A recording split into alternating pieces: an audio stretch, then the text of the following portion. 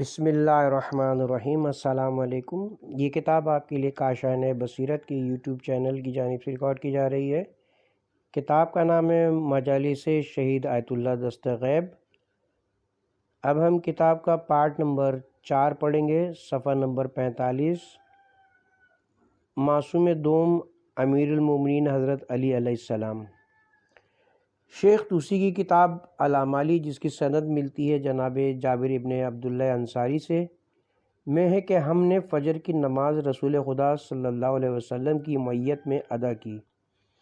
نماز کے بعد حضور نے فرمایا، جب کبھی تم لوگوں کو سورج کی روشنی نہ ملے تو چاند کی روشنی سے استفادہ کرو، جب چاند کی روشنی نہ ملے تو فرقدان یعنی ان دو بڑے نورانی ستاروں سے استفادہ حاصل کرو۔ جناب جابر گویا ہوئے کہ میں کھڑا ہوا اور حضور سے پوچھا کہ سورج سے آپ کی مراد کیا ہے؟ حضور نے جواب دیا، سورج سے مراد میں خود ہوں۔ خداوند کریم نے جب ہم کو پیدا کیا، ہماری منزلت ان ستاروں جیسی قرار دی گئی، یعنی جب ایک ستارہ غائب ہوتا تو دوسرا اس کی جگہ لے لیتا ہے۔ بصورت دیگر یہ کائنات کبھی بھی ہمارے وجود سے خالی نہیں رہتی۔ پھر میں نے پوچھا، چاند سے مراد کیا ہے؟ حضور صلی اللہ علیہ وسلم نے جواب دیا، چاند سے مراد میرا بھائی، میرا جانشین حضرت علی ابن ابی طالب علیہ السلام ہے۔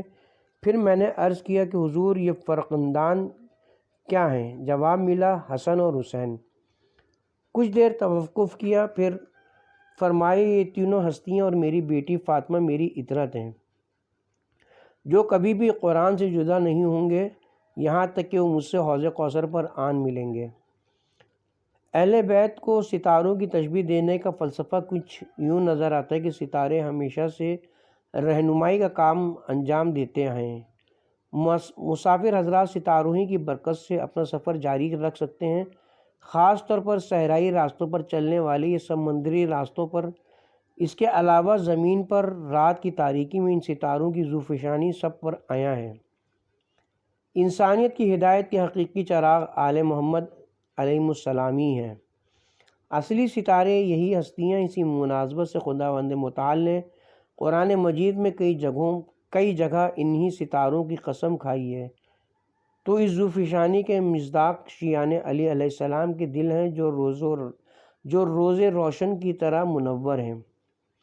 ایک روایت میں حضرت نے فرمایا، میرے جد امام حسین علیہ السلام رہتے عرش یمین میں ہیں اور وہاں سے وہ اپنے عزاداروں اور اپنے زائرین پر نظر رکھتے ہیں۔ ستاروں کی ذوفشانی کے مراکز میں سے ایک مرکز ائمہ طاہرین کی قبریں ہیں۔ زمین کے جس چپے پر ان ستاروں کا نور ٹکرایا یا بدن معصوم سے مس ہوا، اس کا شمار اشرف بقاع زمین میں ہو گیا، خاص طور پر ارض کربلا، جس کی عظمت کعبے سے بھی زیادہ ہے۔ خداوند متعال نے اس سرزمین کو پناہ گاہ قرار دیا ہے۔ خود رسول اللہ صلی اللہ علیہ وسلم نے ارشاد فرمایا، زمین کربلا زمین و آسمان کے درمیان ملائکہ کی گزرگاہ ہے۔ اس سے زیادہ وضاحت سے کہوں کہ جانوروں میں بھی اس زمین کے تقدس کا احساس پایا جاتا ہے۔ متعدد واقعات اس بات کا بین ثبوت ہے کہ قبور ائمہ اطہار جانوروں کے لیے پناہ گاہ ثابت ہوئیں۔ ہو سکتا ہے کہ وہ واقعات آپ کی نظروں سے گزرے ہوں۔ ہاں، اس سرزمین کے چند قطعات ایسے بھی ہیں جو رب العالمین کے منظور نظر ہیں۔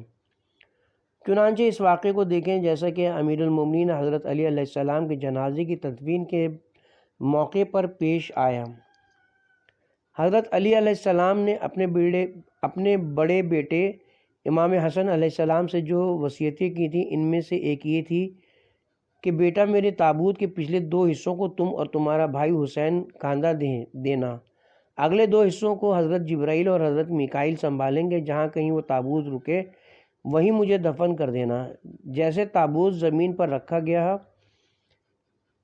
اور بیلچے سے کھودا گیا، پہلے سے تیار شدہ قبر نمودار ہو گئی۔ جناب نوف کہتے ہیں کہ ایک مرتبہ میں نے دیکھا کہ امیر المومنین حضرت علی میری طرف پیٹ کیے بڑی تیزی سے صحرا کی طرف جا رہے ہیں۔ میں نے پوچھا، اے مولا، آپ کہاں تشریف لے جا رہے ہیں؟ حضرت نے کہا، اے نوف، میرا پیچھا چھوڑو، میری ضروریات مجھے میرے محبوب کی طرف کھینچ رہی ہیں۔ میں نے پوچھا اے مولا آپ کی آرزوئیں کیا ہیں؟ اس پر مولا نے جواب دیا خداوند کریمی میری آرزوؤں اور امیدوں کا مرکز ہے، اس کو پتہ ہے کہ میری آرزو کیا ہے۔ کسی مہذب اور باادب بندے کو یہ زیب نہیں دیتا کہ وہ اپنی آرزوؤں کی بجاوری کے لیے خدا کے علاوہ کسی اور کو شریک قرار دے۔ اس پر میں نے کہا اے میرے مولا میں خود اس بات سے ڈرتا ہوں کہ کہیں میں حرص دنیا، مال دنیا کی جمع آوری اور اس دنیا کی چکا چوند میں گم نہ ہو جاؤں اور دنیا کی سعادتیں سمیٹنے میں پیچھے رہ جاؤں۔ مجھے اس ہستی کی نشاندہی فرمائیں۔ آپ نے فرمایا وہ ہستی ہے اللہ علی العظیم۔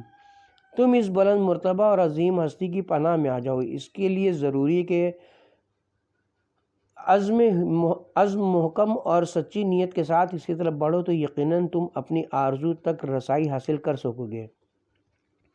جناب عبداللہ بن مسعود پیغمبر اکرم کے جلیل القدر صحابیوں میں سے تھے۔ قاری قرآن اور حافظ قرآن کے علاوہ آپ کو اس بات کا بھی شرف حاصل ہے کہ آپ نے رسول کریم سے قرآن مجید کے 70 سورے براہ راست سماعت فرمائے اور انہیں محفوظ بھی کیا۔ آپ کا شمار اصحاب بدر میں بھی ہوتا ہے۔ بیشتر غزوات میں آپ پیغمبر اسلام کے ہم رقام تھے۔ جنگ بدر میں ابو جہل ملعون کا سر کاٹ کر پیغمبر اسلام کی خدمت میں آپ ہی نے پیش کیا تھا۔ آپ کا شمار ان 12 ذوات میں ہوتا ہے جنہوں نے جانشینی پیغمبر کے موقع پر خلیفہ اول ابو بکر سے براہ راست مخالفت کی اور اعتراض کیا، پھر ان سے کہا کہ مجھے ڈر ہے کہ کہیں آپ واپس جاہلیت کے دور میں نہ لوٹ جائیں، اور ان سے کہا کہ آپ کو پتہ نہیں کہ پیغمبر اسلام صلی اللہ علیہ وسلم نے بذات خود علی کو اپنا جانشین اور وسیع قرار دیا تھا اور علی ہر لحاظ سے آپ سے افضل تر ہیں۔ جس وقت قرآنوں کی جمع آوری ہو رہی تھی، اس کے بعد عبداللہ بن مسعود نے اپنا قرآن حضرت عثمان کو دینے سے انکار کیا، جس پر خلیفہ ثالث نے عبداللہ بن مسعود کو لاتوں سے اتنا مارا کہ ان کی پسلیاں ٹوٹ گئیں اور وہ بستر بیماری تک پہنچ گئے۔ اسی حالت میں ان کی موت واقع ہوئی۔ بقول امیر المومنین علیہ السلام ابن مسعود ان 7 افراد میں سے ایک ہیں جن کی بدولت آسمان سے برکتیں نازل ہوتی ہیں۔ سلمان، ابو ذر، عمار، مقدار، حذیفہ ابن مسعود اور ان کے امام یعنی میں علی ابن ابی طالب۔ جس وقت ابن مسعود نے حضرت ابو ذر کے جنازے پر نماز پڑھی اور انہیں دفن کیا، اس پر حضرت عثمان نے انہیں بلوایا اور پوچھا کہ جب ابو ذر ہمارا معتوب ہے تو تم نے اس کی نماز کیوں پڑھائی اور اسے دفن بھی کیا؟ اسی قصور پر انہیں 40 کوڑے مارے گئے۔ ابن مسعود کو یہ اعزاز بھی حاصل ہے کہ جب جناب سیدہ اس دنیا سے رخصت ہوئیں تو گنتی کے چند اشخاص میں سے آپ بھی شامل تھے جنہیں جنازے میں شرکت اور نماز جنازہ پڑھنے کی اجازت ملی۔ پیغمبر اسلام صلی اللہ علیہ وآلہ وسلم نے جو احادیث ابن مسعود کو نقل فرمائیں وہ مرحوم علامہ مجلسی نے اپنی کتاب عین الحیات میں نقل فرمائی ہیں۔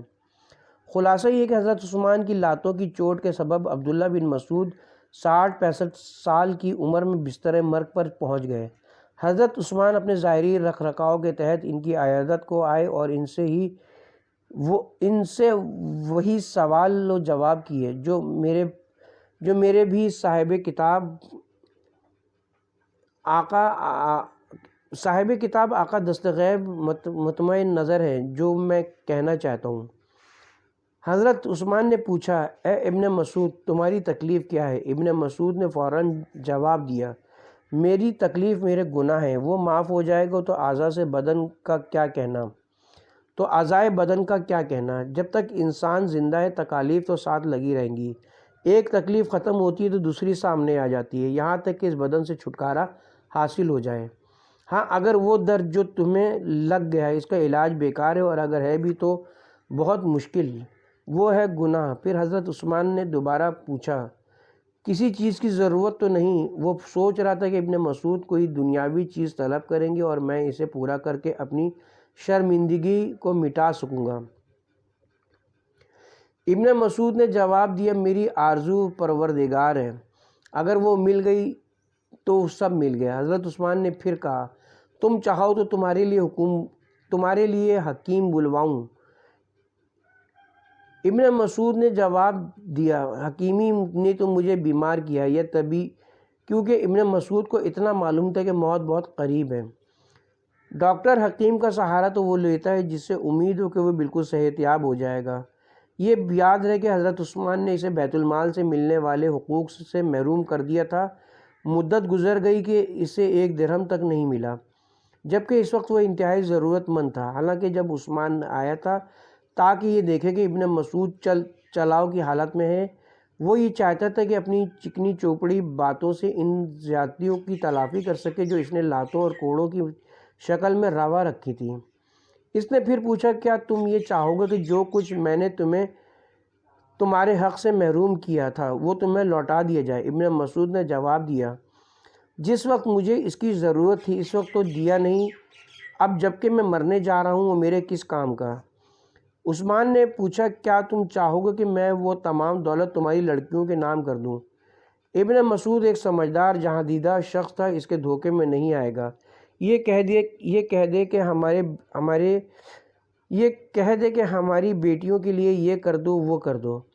خلاصہ یہ کہ وہ ظالم آیا ہی حق کشی کے لیے، اس کو صحیح جواب دینا چاہیے۔ ایسا منہ توڑ جواب دیا کہ وہ خاموش ہو کر رہ گیا۔ ابن مسعود نے جواب دیا، میری بیٹیاں تو بے نیاز ہیں، انہیں تمہارے دینے یا نہ دینے سے کوئی سروکار نہیں۔ میں نے ان سے کہہ دیا کہ پابندی کے ساتھ ہر شب سورت مبارکہ واقعہ کی تلاوت کیا کرو تاکہ اس دنیا میں فقر و فاقہ سے بے نیاز ہو جاؤ اور ساری عمر فقر و فاقہ جیسی صورتحال سے دور رہو۔ عثمان کھڑا ہوا اور چلا گیا۔ ابن مسعود بھی اس دنیا سے رخصت ہو گئے۔ ان کے جنازے کو احترام کے ساتھ جنت البقیع لایا گیا، جیسا کہ ابن حدید کے حوالے سے کہا گیا کہ ابن مسعود یہ وصیت کر گئے تھے کہ عثمان میرے جنازے میں شریک نہ ہونے پائے، میرے جنازے پر نماز بھی نہ پڑھے، اس لیے ان کی موت کی خبر عثمان تک نہیں پہنچائی گئی اور رات کی تاریکی میں انہیں دفن کر دیا گیا۔ حضرت علی علیہ السلام کی رحلت کے بعد مولا کے چچا زاد بھائی اور شاگرد ابن عباس سے حضرت علی علیہ السلام کے بارے میں پوچھا گیا تو وہ گویا ہوئے، علی وہ ہیں جنہوں نے سب سے پہلے اللہ کی وحدانیت اور رسول کی رسالت کی گواہی دی۔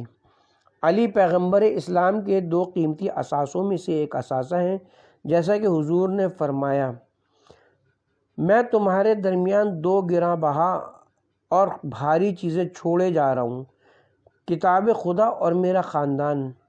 قرآن علی اور آل علی ہی کا نام ہے۔ یہ علی وہی ہے جس کی دو بیعتیں مشہور ہیں، ایک بیعت عقبہ اور دوسری بیعت شجرہ۔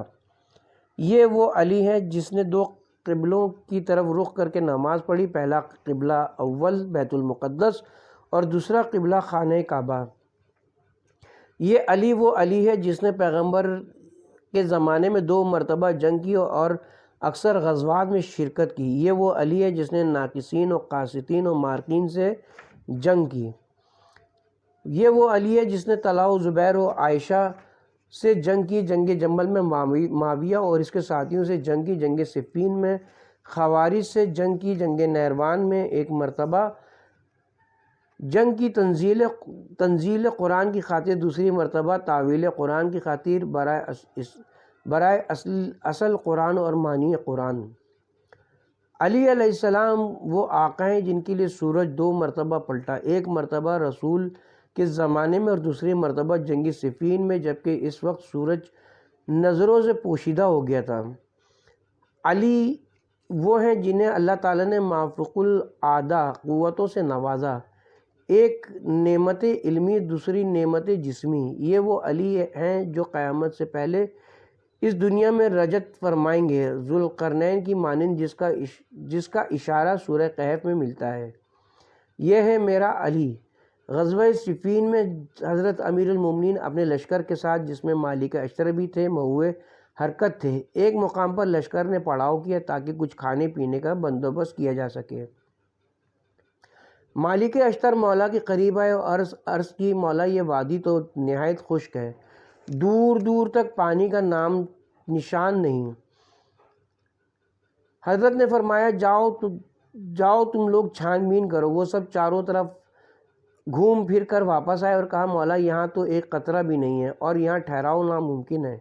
کہتے ہیں کہ حضرت علی خود تشریف لے گئے، چند قدم آگے بڑھے ہوں گے کہ ایک مقام پر رک کر آپ نے حکم دیا کہ یہاں کھدائی کی جائے۔ سب نے کھدائی شروع کی، اوپر کی بجری ہٹائی، یہاں تک کہ وہ لوگ ایک سیاہ پتھر تک پہنچ گئے۔ اسے بہت اکھاڑنے کی کوشش کی، ایک روایت میں کہ 100 آدمیوں نے اسے اکھاڑنے کی کوشش کی، پر وہ پتھر کو نہ کھسکا سکے۔ واپس آئے اور کہا مولا جہاں آپ نے کہا تھا ہم نے وہاں کھدائی کی، لیکن وہ پتھر تو اپنی جگہ سے ہلنے کا نام نہیں لیتا۔ اس پر مولا علی بذات خود تشریف لے گئے اور اپنا دست ولایت اس پتھر کے نیچے رکھا اور اسے اکھاڑ پھینکا۔ پھر فرمایا اب تم لوگ جتنا چاہو پانی بھر لو۔ سب لوگوں نے مشکوں کو پر کیا اور سب کے پاس جو بھی برتن تھا بھر لیا۔ پھر مولا نے دوبارہ اس پتھر کو اپنی جگہ پر رکھ دیا اور کوچ کا حکم دیا۔ ابھی تھوڑی دیر دور گئے ہوں گے کہ ایک مرتبہ مولا نے پوچھا ابھی جہاں پانی بھرا گیا تھا وہ جگہ کس کو معلوم ہے؟ سب نے کہا ہمیں معلوم ہے۔ سب دوڑ پڑے، پر کافی دیر خاک چھاننے کے باوجود مایوس لوٹے اور کہا مولا وہ جگہ تو نہیں ملی۔ اسی اثنا میں ایک عیسائی پادری جس نے اس علاقے کے اطراف میں ایک گرجا بنایا ہوا تھا اور وہ یہ سب منظر دیکھ چکا تھا، لشکر کے قریب آئے اور سوال کیا تم میں سے کس نے وہ پتھر اٹھایا تھا؟ کس نے اس مقام سے پانی نکالا تھا؟ سب نے یک زبان ہو کر مولا علی کی طرف اشارہ کیا اور کہا کہ وہ ہیں میرے آقا و مولا علی۔ راہب نے پوچھا یہ کون ہے؟ سب نے کہا یہ وسیع پیغمبر آخر الزمان حضرت محمد مصطفیٰ۔ اس پر وہ راہب فوراً مولا کے قدموں پر گر گیا اور کہا آقا میں صحرا کے اس خطے میں مقیم ہوں اور یہ عبادت گاہ میری تعمیر کردہ نہیں بلکہ مجھ سے کافی عرصہ پہلے یہاں کے رہنے والے علماء اور پادریوں کی تعمیر کردہ ہے۔ ہم لوگ جانتے تھے کہ صحرا کے اس حصے میں پانی کے ایک چشمے کا وجود ضرور ہے، لیکن اس چشمے کا انکشاف کوئی بھی نہیں کر سکا سوائے آخری زمانے کے پیغمبر کا جو وصی ہوگا۔ جب سے ہمیں یہ خبر ملی ہے اس وقت سے آج تک کئی پادری اس چشمے کا مقام معلوم کرنے کے لیے اس وصی سے ملاقات کی آس میں برسوں گزار چکے ہیں، پھر بھی ناکام رہے اور وہ سب کے سب فوت ہو گئے، اور میں بھی یہاں برسوں سے مقیم ہوں۔ دن رات اس آقا کی راہ تک رہا تھا کہ وہ کب آئیں گے تاکہ میں اپنی آنکھوں سے چشمے کی روانی کا منظر دیکھ سکوں۔ آج میری وہ تمنا پوری ہو گئی۔ خلاصہ یہ کہ اس نے امام کے ہاتھوں پر بیعت کی اور ان سے درخواست کی کہ اے آقا کیا یہ ممکن ہے کہ آپ مجھے بھی اپنے ہمراہ لے چلیں؟ مولا نے جواب دیا کہ ہم لوگ جنگ پر جا رہے ہیں۔ اس پر پادری نے کہا آقا میری بھی آرزو ہے کہ اپنی جان آپ پر قربان کر دوں۔ آخرکار وہ بھی مولا کے ہمراہ جنگی صفین میں شامل ہوا اور شہادت اس کے نصیب میں آئی۔ مولا نے خود اپنے ہاتھوں اس کو کفن دیا اور دفن کیا۔ کربلا سے شام کے سفر کے دوران بھی اسی طرح ایک اور راہب بھی ملتا ہے جس کی نظر نوکے نیزہ پر زہرا کے لال کے سر مبارک پر پڑتی ہے، جسے ایک عجیب سا نور ساتے ہے، تو وہ وحشت زدہ ہو کر کہتا ہے کہ یہ کوئی عام انسان نہیں، یہ نور تو نور الہی اور یہ انسان بشر الہی معلوم ہوتا ہے۔ اسی وقت وہ سراسمسگی کے عالم میں اپنی عبادت گاہ سے باہر آتا ہے اور پوچھتا ہے کہ اس قافلے کا سربراہ کون ہے؟ پھر شمر یا خولی ان دونوں اشقیاؤں میں سے کسی ایک سے پوچھتا ہے کہ کیا تم لوگ آج کی رات یہاں پڑاؤ ڈالو گے؟ انہوں نے کہا ہاں۔ اس پر اس راہب نے درخواست کی کہ تم اجازت دو گے کہ یہ کٹا ہوا سر آج کی رات میرے پاس مہمان رہے؟ انہوں نے جواب دیا نہیں، ہم یہ کام نہیں کر سکتے کیونکہ یہ سر بہت قیمتی ہے، ہم چاہتے ہیں کہ اس کے ذریعے بڑے بڑے انعامات حاصل کریں۔ اس پادری نے جواباً کہا کہ میں اس بات کی ضمانت دیتا ہوں کہ اگر یہ سر امام حسین علیہ السلام آج کی رات میرے پاس بطور مہمان رہے، اس کے بدلے میں اپنی ساری جمع پونجی کے جو 12,000 درہم بنتی ہے وہ تمہیں دینے کو تیار ہوں۔ آخرکار اس نے 12,000 درہم نقد دیا اور اس سر مقدس کو اپنے ہاں لے آیا۔ اللہ اکبر! ہائے وہ رات، ہائے وہ سر اور ہائے وہ راہب کے درمیان کیا راز و نیاز کی باتیں ہوئیں۔ وہ سر سے مخاطب ہوا اور کہا مجھے معلوم ہے آپ بہت بڑی ہستی ہیں، آپ بہت مظلوم بھی ہیں۔ خلاصہ یہ کہ وہ رات بھر آہو فوہا کرتا رہا اور روتا رہا۔ تفسیر برہان میں اس آیہ مبارکہ فَبِأَيِّ آلَاءِ رَبِّكُمَا تُكَذِّبَانِ کے ضمن میں امام جعفر صادق علیہ السلام سے منقول ہے، مذکورہ آیت سے مراد تم اپنے پروردگار کی کون کون سی نعمتوں کو جھٹلاؤ گے؟ وجود خاتم الانبیاء حضرت محمد مصطفیٰ کی نعمت یا ان کے ولی اعظم نبع عظیم آیت عظمی حجت کبریٰ چشم بینا سننے والا کان عطا کرنے والا ہاتھ خدا کی طرف سے عطا کرنے والا یعنی حضرت علی مرتضیٰ کی نعمت کو جھٹلاؤ گے؟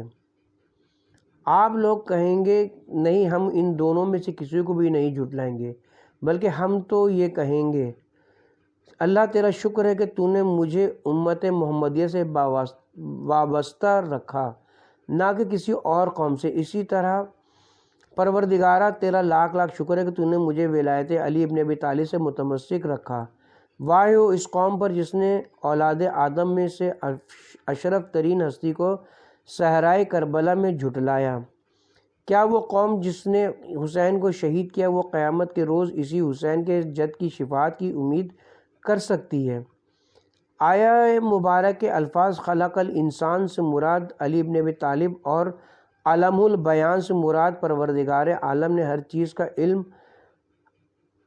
مولا علی کو عنایت فرمایا، جیسا کہ خدا نے سورہ مبارکہ یاسین میں ارشاد فرمایا وَكُلَّ شَيْءٍ أَحْصَيْنَاهُ فِي إِمَامٍ مُبِينٍ کہ ہم نے ہر چیز کو امام مبین میں آشکار و سمو دیا ہے۔ کائنات کے تمام علوم اولین و آخرین کو مولائے کائنات کے قلب میں پیوست کر دیا ہے۔ اسی طرح ان کے 11 فرزند سب کے سب اسی صفت کے حامل ہیں۔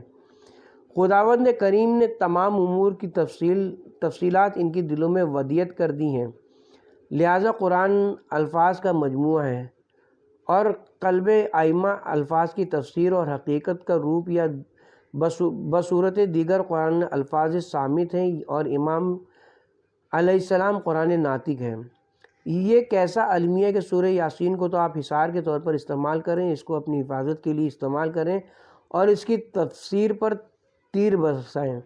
خدا کی قسم موت کا خوف ایک واہمہ ہے، جبکہ اصلیت اس کے برعکس ہے۔ اصل خوف تو بے عملی ہے، خوف تو صرف آپ کے اپنے ثمرۂ اعمال کا ہے، نہ کہ موت کا۔ بلکہ میں تو یوں کہوں گا کہ موت بعمل دوستان اہل بیت کے لیے تو آرام و سکون کی پہلی سیڑھی ہے، اور یہی موت ان نافرمانوں اور نامرادوں کے لیے ذلت و رسوائی اور عذاب الہی کی پہلی سیڑھی ہے۔ امام حسین علیہ السلام کی گزارشات میں سے ایک یہ بھی ہے کہ اگر یہ 3 چیزیں نہ ہوتی، تنگ دستی، بیماری اور موت، تو یہ اولاد آدم کبھی بھی اور کسی بھی حادثے کے سامنے سر نہ جھکاتا۔ خدا کرے کہ موت اس وقت نہ آئے کہ جب ہم لوگ خواب غفلت میں ہوں۔ اسی طرح جب خدا نے چاہا ہمیں زندگی بخشی اور جب چاہا اپنی رضا کے ساتھ ہمیں اٹھا لیا۔ اس کے معنی ہیں عاقبت بخیر اور عاقبت بدی ہے کہ ہم عدم رضائے الہی کے اس دنیا سے چلے جائیں۔ حضرت علی علیہ السلام فرماتے ہیں خدا کی قسم ابو طالب کے بیٹے کو موت سے الفت کہیں زیادہ ہے کہ جتنی شیرخوار بچے کو ماں کے دودھ سے ہے۔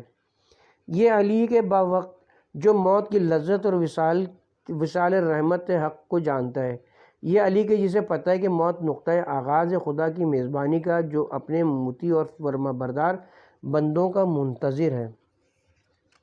شعرائے عرب میں سے ایک شاعر نے علی کی مدح میں کیا خوبصورت شعر کہا ہے۔ وہ کہتا ہے مجھ سے کہتے ہیں کہ علی کی شان میں قصیدہ پڑھو، میں اس آقا کی شان میں کیا پڑھوں جس کے بارے میں تمام دانشور خود حیران ہیں۔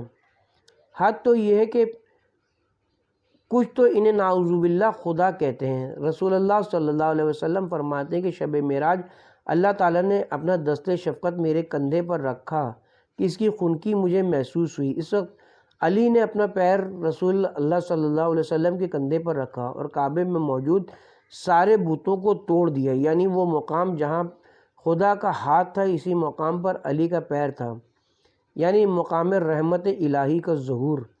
اسی طرح شب معراج رسول اللہ صلی اللہ علیہ وسلم نے محبت الہی کی ایک جھلک دیکھنے کے بعد اسی طرح شب معراج رسول اللہ صلی اللہ علیہ وسلم نے محبت الہی کی ایک جھلک دیکھنے کے بعد ندا آئی، اے محمد تم نے تو میرے سارے بندے آزمائے ہوں گے، ان میں سے کس کو سچا پائے جو تیرا مطیع و فرما بردار رہا ہو۔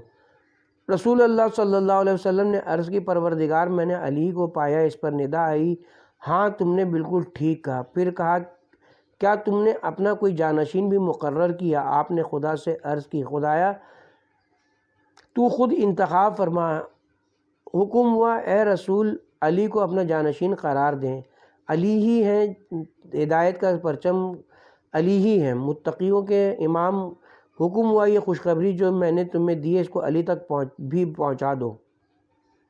رسول اللہ صلی اللہ علیہ وسلم نے ایسے ہی کیا اور کہا اے علی سدرۃ المنتہا تک پہنچے، پھر خدا نے تمہارا حال و احوال پوچھا اور تمہیں امام متعین کیا ہے۔ علی نے کہا کہ میں تو بندہ خدا ہوں، اگر وہ مجھ پر عذاب نازل کرے تب بھی اس نے عدالت روا رکھی، اور اگر اس نے میرے بارے میں جو وعدہ کیا ہے اور اس کو پورا کیا ہے یہ اس کو لطف اور کرم میں نوازی ہے۔ حقیقت میں اگر مومن کو عقل و معرفت اور عمل میں خلوص پیدا کرنا ہے تو یہ ہنر علی سے سیکھے۔ اسی اثنا میں پیغمبر خدا نے اپنے ہاتھ بلند کیے اور علی کے حق میں دعا کی، پروردگارہ اس کے دل کو روشن فرما اور اس پر ایمان لانے کے عمل کو اس کی خوشی قرار دے۔ رسول نے جب یہ دعا کی تو اسی وقت ندا آئی، اے رسول جو تم نے اس کے حق میں مانگا وہ ہم نے اسے دے دیا، لیکن اس کے ساتھ ساتھ ہم نے اس کے لیے ایسے مصائب بھی چنے کہ اس سے پہلے کسی نبی پر نازل نہیں ہوئے ہوں گے۔ جو کوئی اس بزم میں جتنا زیادہ میرے قریب ہوگا اس کی آزمائشیں بھی اوروں سے بہت زیادہ سخت ہوں گی۔ روایت میں کہ جنگ جمل کے دوران دوستان علی میں سے کسی ایک نے سرد آہ بھری اور کہا اے کاش کہ میرا بھائی بھی اس جنگ میں شریک ہوتا۔ اس کا بھائی بھی شیعان علی میں سے تھا، لیکن وہ کسی وجہ سے جنگ میں شریک نہ ہونے کی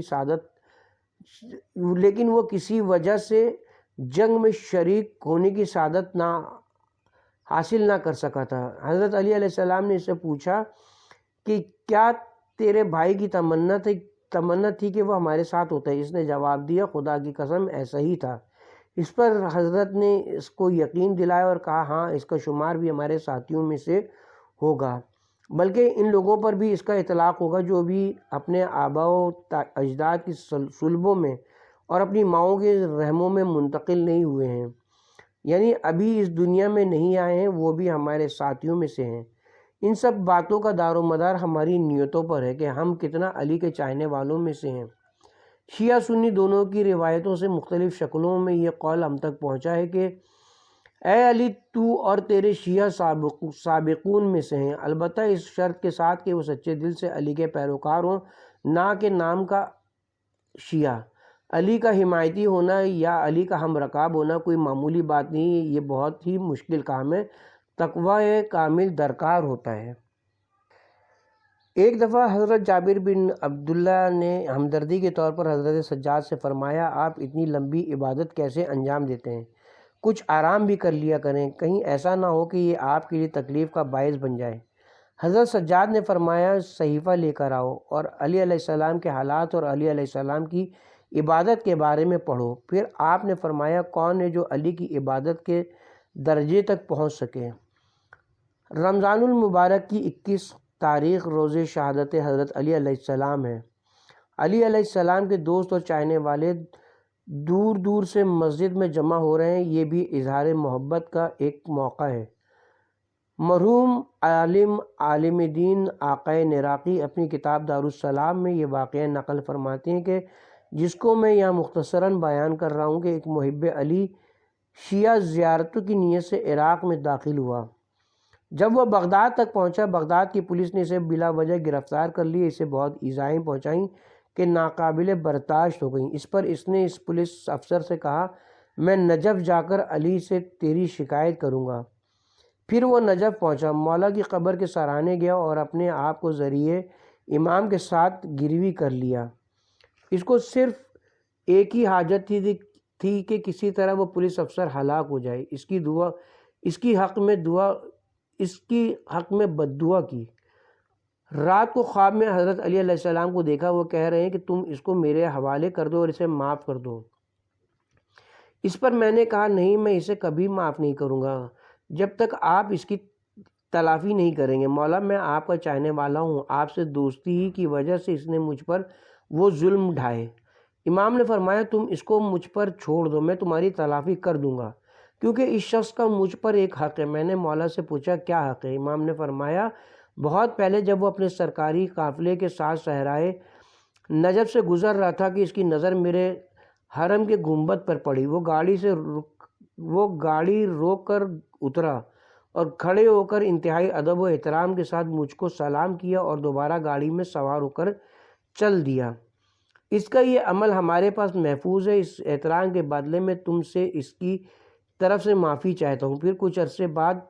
پھر کچھ دنوں بعد جب محب زیارتیں کر کے اپنے ملک واپس جا رہا ہوتا ہے تو وہ اتفاقاً اسی پولیس افسر سے دوبارہ آمنا سامنا ہو جاتا ہے۔ وہ افسر اس سے پوچھتا ہے ہاں نجف گئے تھے، کیا کر کے آئے؟ میں نے جواب دیا علی کی سخاوت اور کرم نوازی کا کیا کہوں، تم نے کام ہی ایسا کیا تھا کہ علی نے تم پر نظر کرم کر دی۔ پھر شروع سے آخر تک ساری داستان اس کے گوش گزار کر دی۔ یہ سب سن کر وہ ہکا بکا رہ گیا۔ بہت توبہ تلافی کی، بہت رویا، برے کاموں سے توبہ کی، اپنی اصلاح کی۔ اس کے بعد وہ نجف اشرف گیا اور آپ کی قبر پر پہنچ کر بہت توبہ کی اور کہا اے وہ آقا جو ہمارے چھوٹے سے چھوٹے عمل کو نہیں بھولتا، خاک ہو ہمارے سروں پر اگر ہم آپ کے علاوہ کسی اور سے تعلق رکھیں۔ شیخ شوستری نے اپنے بیان میں پرلطف نقطے کی طرف نشاندہی کی ہے۔ وہ فرماتے ہیں کہ کسی مریض کی عیادت کرتے وقت اس کے لیے تحفتاً کچھ نہ کچھ لے جانا مستحب ہے، کیونکہ اس کے لیے تحفہ باعث مسرت و شادمانی ہوتا ہے۔ آج رمضان کی 19 تاریخ ہے، ہمارے مولا بھی سخت زخمی ہیں۔ آئیے کچھ ایسے کام کریں جس سے ہمارے مولا خوش ہوں اور ان نیک اعمالوں کا گلدستہ بنا کر مولا کی خدمت میں پیش کریں۔ یقیناً اس تحفے سے ہمارے مولا بہت خوش ہوں گے۔ آئیے جب تک ہم اس مقدس جگہ پر اپنی کثافتوں کو توبہ اور استغفار کے پانی سے دھو کر پاک و منزہ حالت میں علی علیہ السلام کی خدمت میں پیش کریں۔ جنگ صفین کے موقع پر جب وقت زوال تھا، مولا علی علیہ السلام آسمان کی طرف دیکھ رہے تھے۔ ابن عباس مولا سے فرماتے ہیں کیا آپ اس وقت نماز کے بارے میں جستجو کر رہے ہیں؟ آپ نے جواب دیا ہاں، ہماری جنگ صرف نماز قائم کرنے کے لیے ہے۔ اس کے ساتھ ہی یہاں پر پارٹ نمبر 4 کا اختتام کرتے ہیں۔